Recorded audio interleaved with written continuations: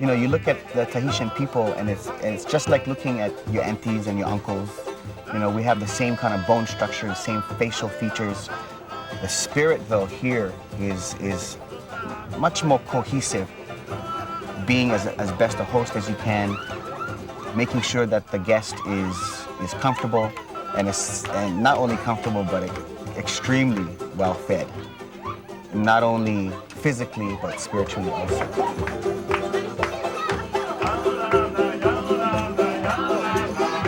Technically, we're all the same in a sense. We come from the same stock. We come from the same root. Our ancestors came from here. And making that connection through the music, through just being with the families and looking in their eyes and listening to their stories has really, really enriched my view of where we come from and perhaps where we're going in the future.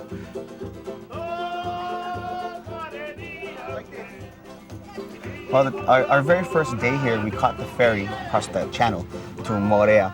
We wanted to meet their cultural treasure, who is known as Matarau, a 75-year-old Tahitian man who is steeped in the lore and history and traditions of his people.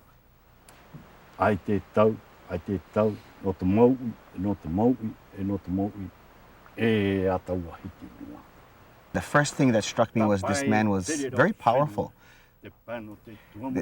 There's something that we call mana. Yeah, it's an inner power that comes through a variety of means, through your genealogy, through your lifetime, your work, what kind of work you've done, those kinds of things. If you recognize it and you know what it is, you see it, you feel it, it affects you in such a way that you don't look at the person the same way again. You become very respectful.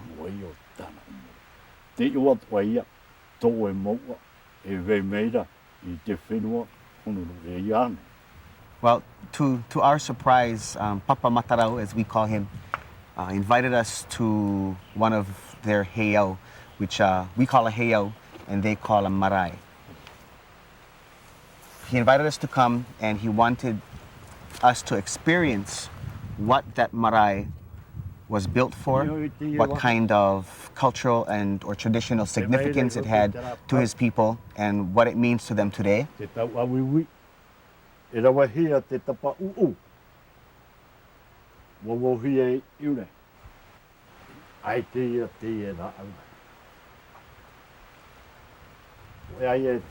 We know for a fact that it's not very often that outsiders are invited to step upon a marae and to learn all of those deep things, the ike kuho honu as we call it, the deep knowledge of that particular area or place.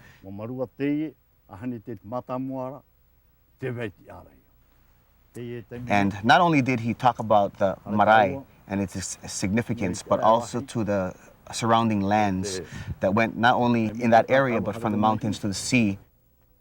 It was a very moving and spiritual experience because it's not something that happens every day, and I feel very privileged to have been a part of that and to have been invited.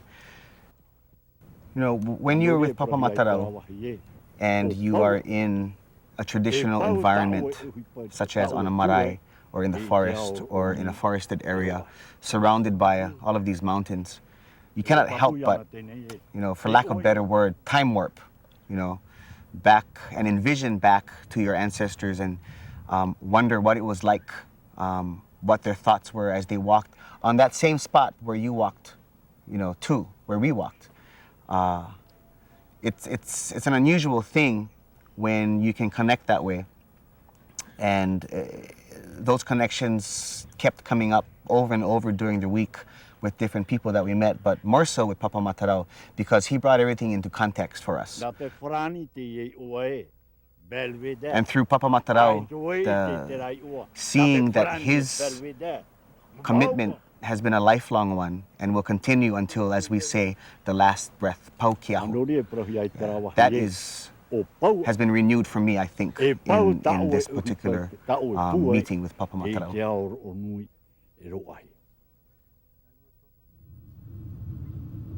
We went to a gathering at his son-in-law's house right on the beach. And what struck me was their willingness to share their culture, whether it be through song or whether it be through dance, but usually it was through song.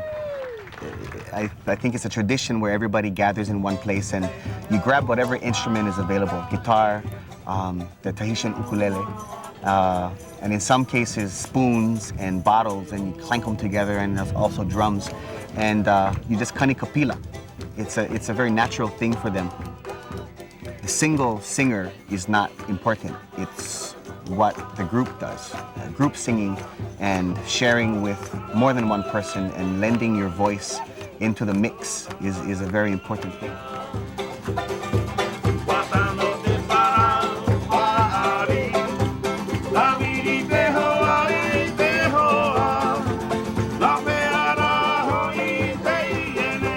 There's nothing quite like music that serves as a catalyst to bring everybody together. There are no social boundaries when everybody's singing. Everybody's the same, everybody is one, and I think that's a universal thing all throughout Polynesia, and I'm glad for it, and it was very comfortable.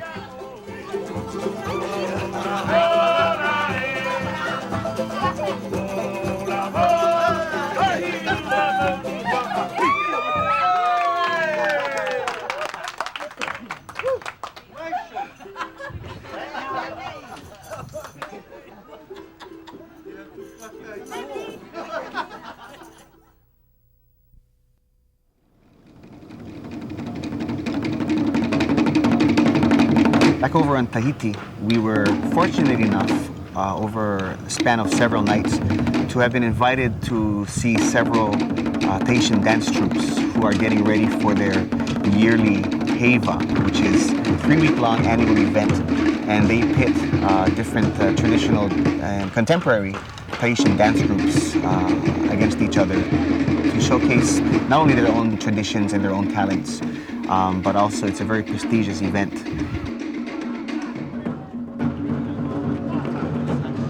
And the first night we went to see a man named Coco, who is, from what I understand, was very, very influential back in the 50s and 60s in bringing back traditional Tahitian dance, as well as being very avant-garde and utilizing modern thinking and mixing it into traditional Tahitian dance.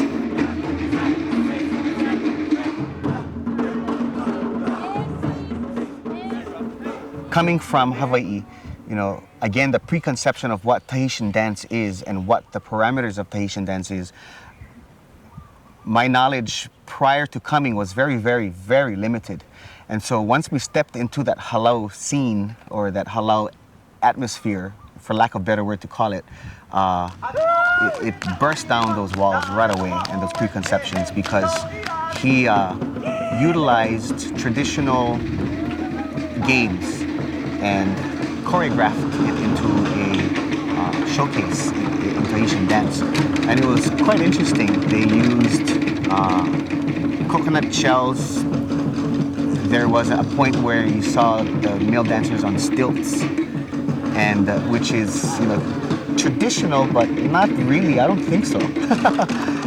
But it works, you know, in an educational and entertaining kind of way. I think it worked, and it was quite interesting. There were a lot of dancers, you know. It's almost like a cast of thousands, you know. Cecil B. DeMille production.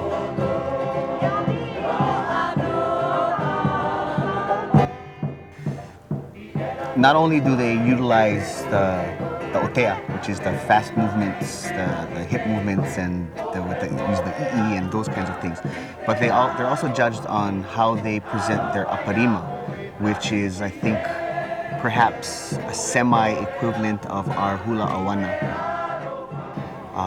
Because I see some hula steps in there. I saw some kaholo, I saw some hela. It seems to me that the aparima is more akin to hula because there is more of a story to interpret through the movements and through the formations and even through the thoughts of the dancers. I kept commenting, oh, everybody's so thin and skinny and in shape. Well, that's because they all dance all the time. You know, so maybe I should follow suit.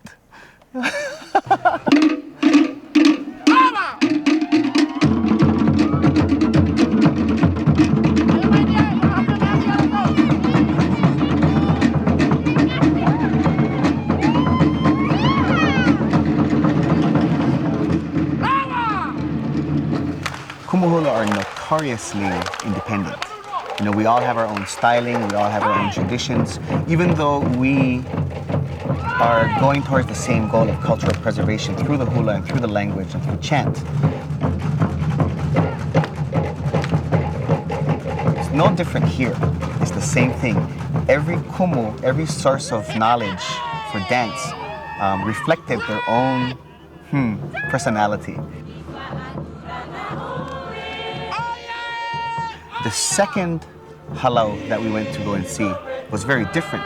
This kumu got up and, you know, was very animated and got into the lines with his dancers and spoke to them directly and yelled and screamed and laughed and encouraged, and it reflected in his dancers because we believe that dancers are a direct reflection of your teacher. And so when he did that, when he got excited, they got excited. When he started yelling and encouraging, they started doing the same with each other. And it was a very interesting thing to see.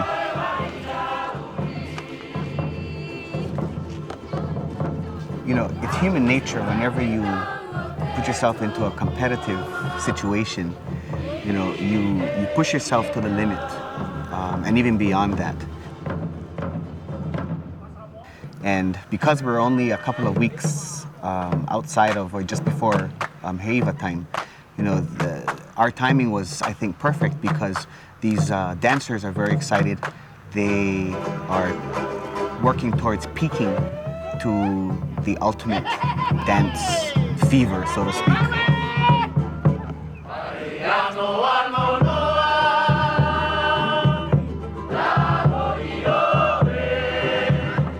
Every single one of them was excited.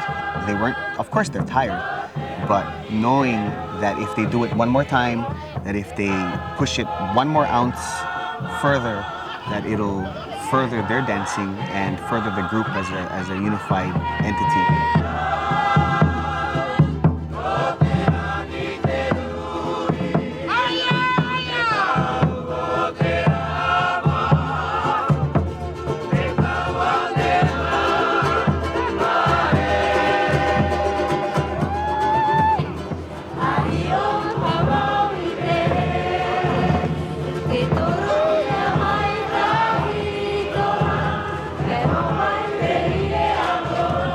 The 2 or 3 weeks leading up to the competition is one filled with energy, exhaustion, pride, frustration. You know, all of those different emotions are rolled up into one, and it becomes very powerful, and it's instilled in every single dancer, whether it's here or whether it's home.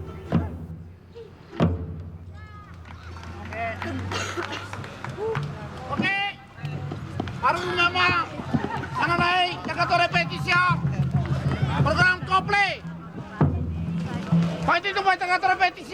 Yeah, fire. Maruru.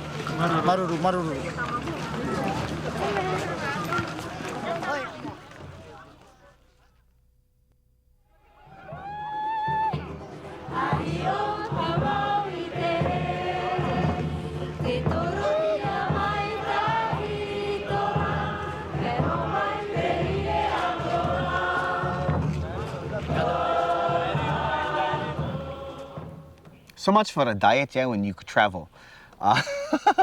You know, over here, the restaurants, I think, close early, 5 or 6 o'clock. And so anything after that, you have to go to these little, snack wagons. And what we found was that the big thing to eat here, aside from traditional Tahitian food, is Chinese food and steak and crepes. And if you don't know what is crepe, it's like pancake with stuffs inside the pancake. And one of the most famous places to go and grind after hours, and after hours is after 6 o'clock, is at the waterfront where you catch the ferry to go to different islands. And it's cart after cart after cart of food. And, you know, pretty much the same kind of food. There's like maybe 20 carts of food, and every other one is steak, and every other one is crepes, and every other one is Chinese food. And each one has their own unique reputation as to how they prepare their food, how they serve their food, what it tastes like. And so there are favorites and there are non-favorites, and you know us guys that we just whatever ono we would eat. And I can tell you, you come over here, you go grind over there. In fact, anywhere you go on the island at night, you will see these little carts every so often. And you just pull up, sit down on the chair, point your finger at what you like, and they serve them to you, and you eat with gusto. And over here, you have to eat loud. Yeah, the louder you smack, the more ono it is. So if you eat quiet, you know, they think something is wrong. So you have to make big noise, and you gotta say it's ono, and roll your eyes, and make big face, and they're happy.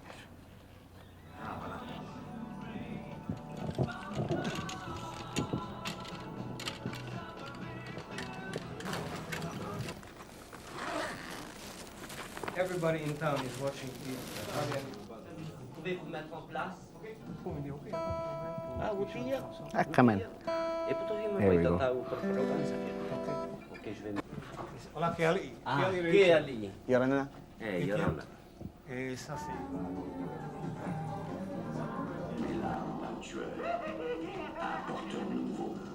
Moi, je crois ce que je vois, et j'essaie de bien m'assurer de ce que je viens de voir. Dans la vie, mon vieux, il faut pas que ça.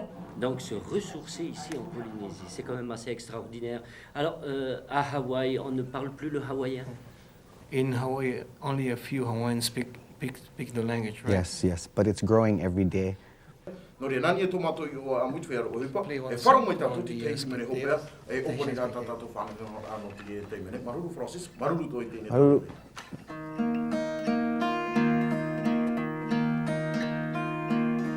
No e kawai puna hele Tule aloha mai ole Pili he ole Pili papono E huli oi kaua E kawai puna hele Not much working. Aloha. Lots of surprising things on this journey. We went to visit a halau. A halau in the sense of Hawaiian halau.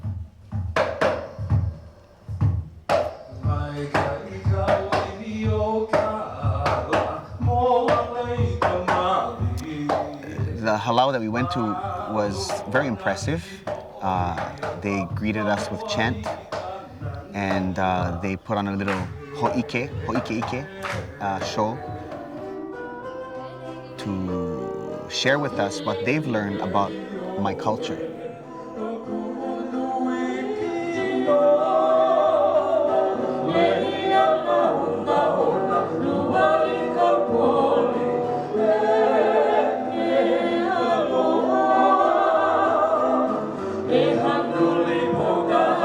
Dancers here cannot do both. They have to choose between Tahitian dancing or hula. I would assume that it's a very difficult thing to choose. Making a choice as to what you want to do, whether it's something from your own culture or something that's from a similar culture, making that choice must be very difficult.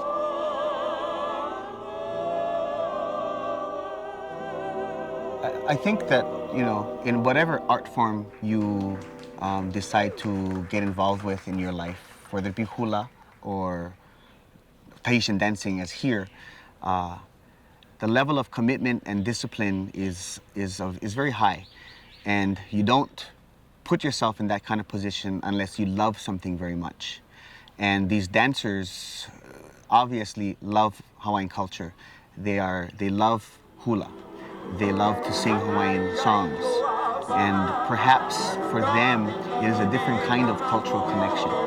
I don't know the reasonings behind it, and maybe I never will, and none of us ever will, because it's a very personal type of thing. But the love and the commitment was there, and that's the most important thing to move any art form forward.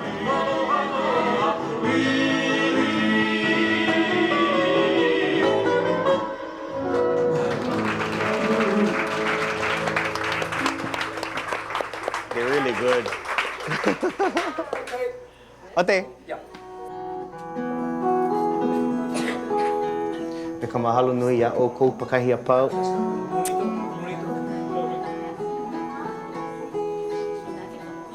Hu vale te aloha I loko o'u I ka lohe ana o na mele Hawaii. Ali hiki ke pilivi. So, it is my honor to be here tonight. I think our ancestors are rejoicing.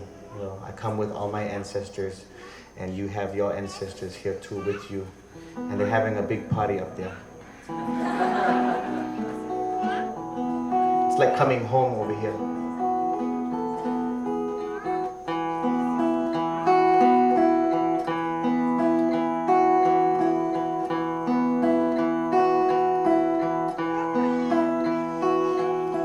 No e kawai puna hele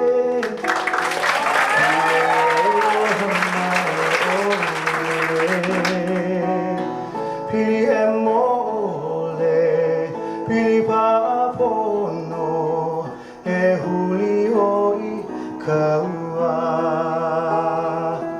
E kawai puna hele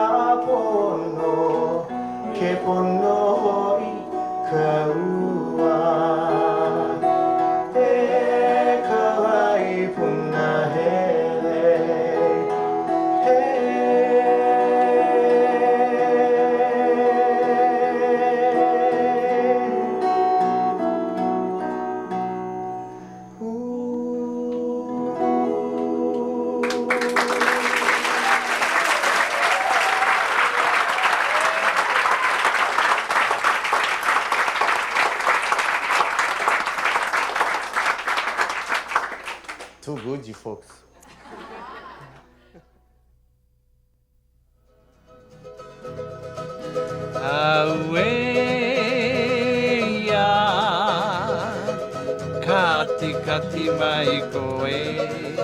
As a musician and poet, it was our pleasure to have been invited to one of Tahiti's premier composers of Tahitian songs. And his name is Samuel Tuahu. And he lives in Tahiti Iti, in a place called Pueo, on a beach called Maohi.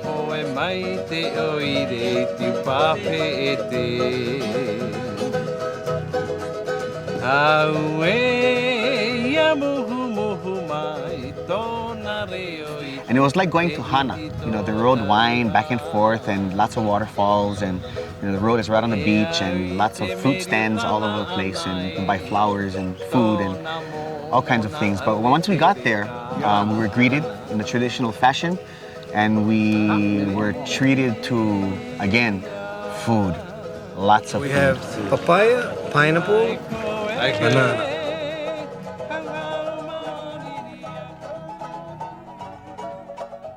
Now, where Brada live, he lives right on the beach of Maohi, and he has spent the last, 15, 20 years of his life designing the grounds for his comfort and his family's comfort. Mm-hmm. So when you walk into the grounds, there's nothing is in the ground except for large plants, and everything is in pots, and there's not one plant or one leaf out of place. Oh, this is beautiful here. everything is perfectly set, and it's done so that when you're walking through his property, you can't see what's around the corner until you actually get there. And all of a sudden, boom, there's an opening, table, trees, fruit, and then you move through another area, and you don't see anything until you hit the corner, and boom, another place. And it was quite beautiful. I can see where he gets his inspiration from.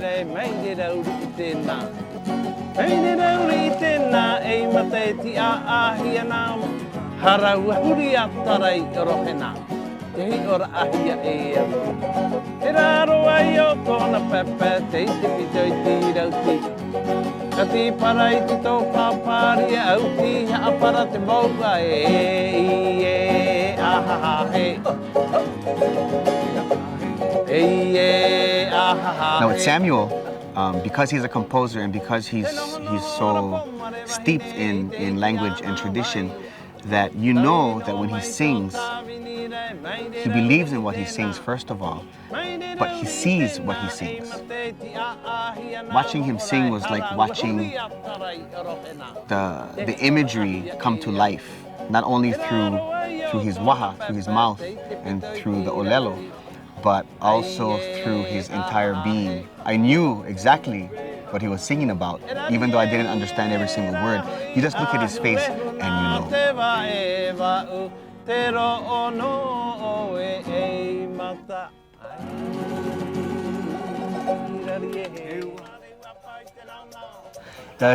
Again, when you know, over here, when they kanikapila, it's one song after another, after another, after another. And, you know, again, it's a testament to oral tradition. Yeah. You start off one word and boom, everybody starts and they know exactly what song it is. And I would say it was a good 5 hours of non-stop playing, one song after another. And all they did was take a break to take a sip of whatever they were drinking, and boom, start up again. And not one song was the same. It was a different song every time.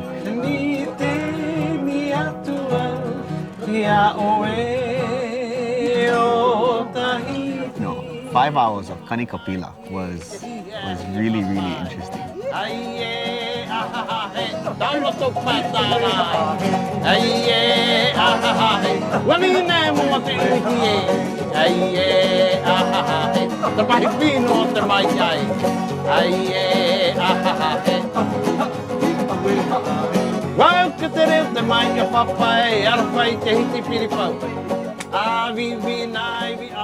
For them, I think it's important that they give until they can give no more.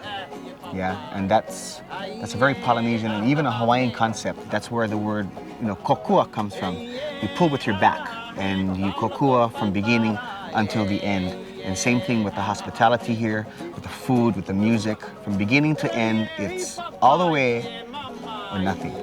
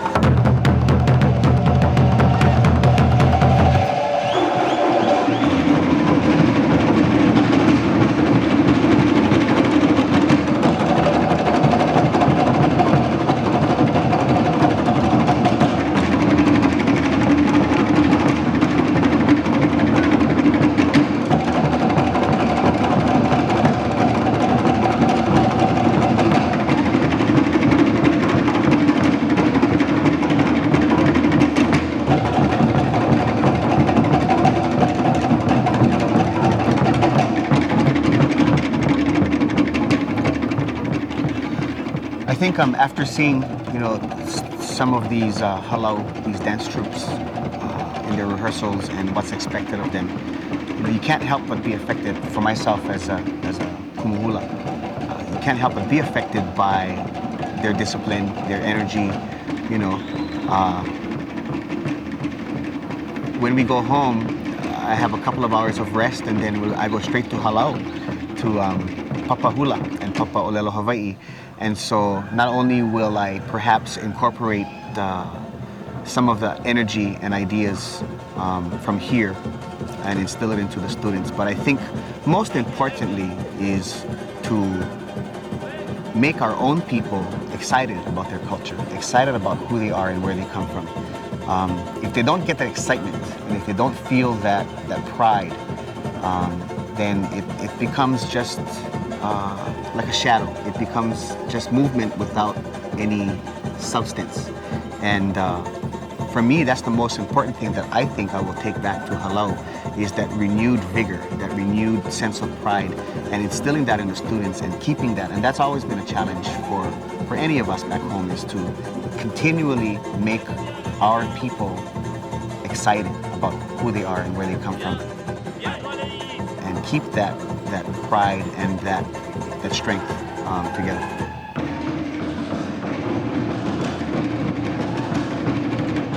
On the last group that we saw was the winners from last year's Heiva. They're called Tahiti. And what struck me as being very different with this group was their synchronicity. It reminded me of the great halau back home, like Sunny Ching, like Chinky Mahoy, and a few others, who are known for being able to take their traditional steps and their traditional dance thoughts and creating a group of dancers that dance as one unit.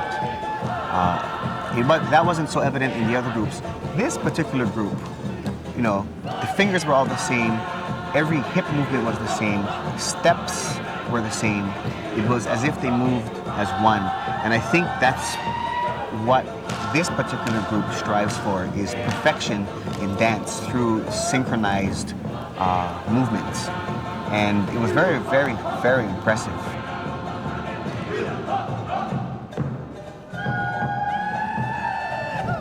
My jaw dropped open when I saw this, because it's very hard to do. It's a difficult thing. It's one thing to take hula and synchronize it so that everybody dances as a single unit. It's another thing, I think anyway, from my untrained eye, to see Tahitian, which is much faster and much more bombastic, synchronized, because it takes a lot more muscle, it takes a lot more stamina to get into that kind of perfection in their dancing, and it was very, very impressive.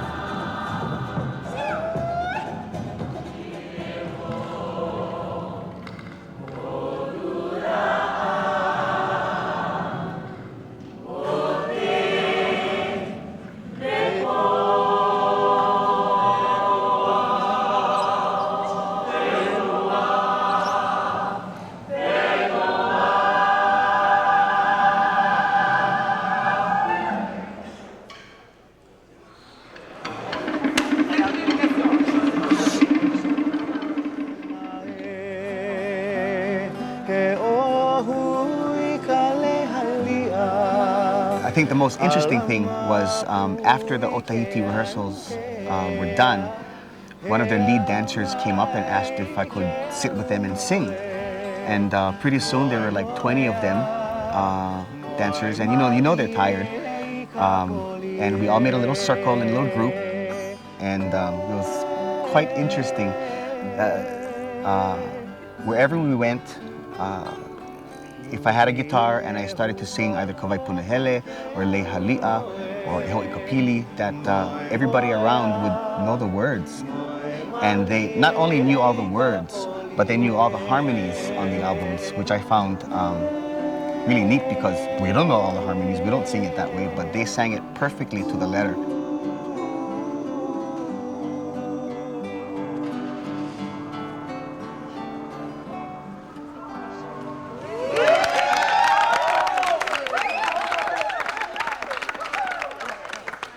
For me, singing is a very personal thing, and it's always,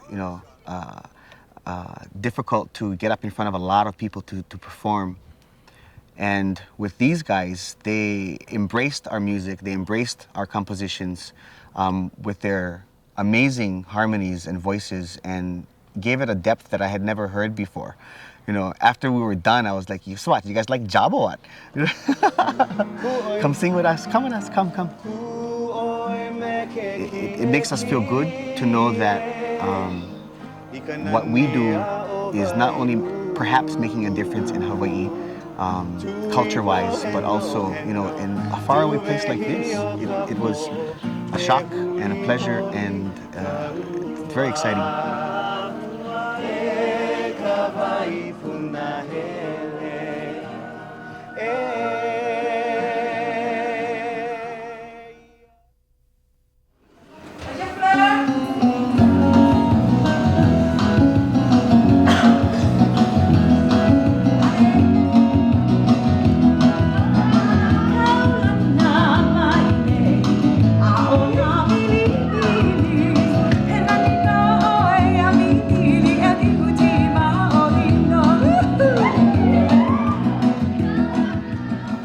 Well, on Wednesday night, we went to visit Melvine Lead, who has her own halau here. And my connection to Melvine is from childhood. My mother and her grew up together, and they got into, you know, all kinds of mischief in Paia. And so the connection was there, and I think for myself, being involved in music and being involved in hula, and, you know, back home, a lot of us, we listen to Hawaiian music. And Melvine, you know, while I was growing up, was like the tera. You know, you listen to her music. She was a popular recording artist a few years ago. Much to our chagrin, you know, she moved here, away from home, but she found her own roots and connection here. But part of that growth was to establish a connection to home through the hula. And she has done very well here as far as that connection is concerned. So she has her own halau. And when we got there, you know, I was kind of starstruck here because even though she's a friend of the family, I've never met her. I never really met her in person. Only saw her on TV and listened to her albums growing up. So just to be in the same room with her and then to hear her voice was just chicken skin. I have no one else here but myself. When I see you from home, you know, my heart is so strong. And I thank you for being here with us. Mahalo, Anwilo. Mahalo.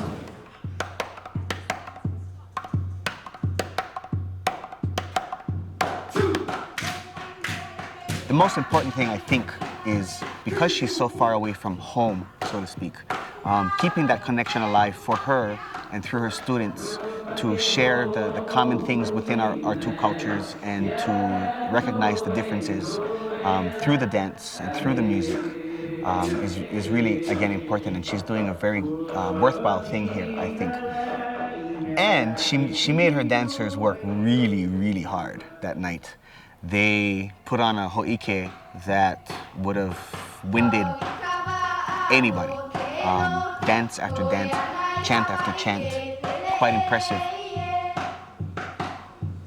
One of the neat things that I really like is wherever we went, whenever somebody sang for us or chanted for us or danced for us, they would put all of their heart and soul into it and, you know, really get into it. And when they were done, they would sit and then wait because, you know, they expect the same in return, and that's a really good thing. And same thing with Melvine's halau. We sat with the students after they were done, and I sang a few songs for them, and sure enough, everybody started to sing, and, you know, it makes us feel really, really, really glad and loved, and not so much on the outside.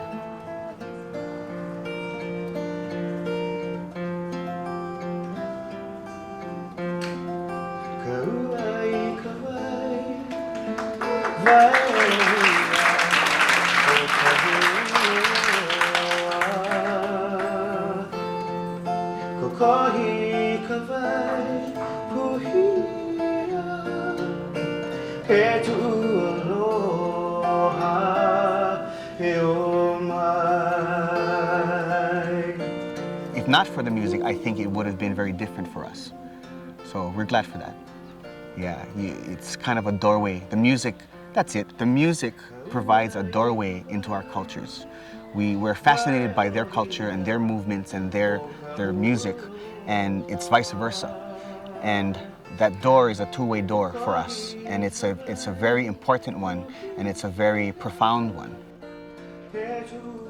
The encouragement that we receive from our elders, from our kupuna, wherever we are, at home or here, as with Papa Matarao, giving the younger generation encouragement and a boost is very important, because not only do we want to remain as true as we can to our own cultures, but we want to make our kupuna happy. Whether that kupuna, like Papa Matarao, is still with us today, we need to make sure that the kupuna who have passed, who are no longer with us physically, who are now our aumakua and watching over us, that they also are happy. These paths were open many centuries ago. They were closed for a while for one reason or another, and now they're open again. And it's empowering for all of us as we learn about each other, about our ancestors, and our common roots and our common challenges in today's society. We're all the same. We're all one in that sense, and we are thankful for that. And we also know that if any one of us falters, that others will come and help us.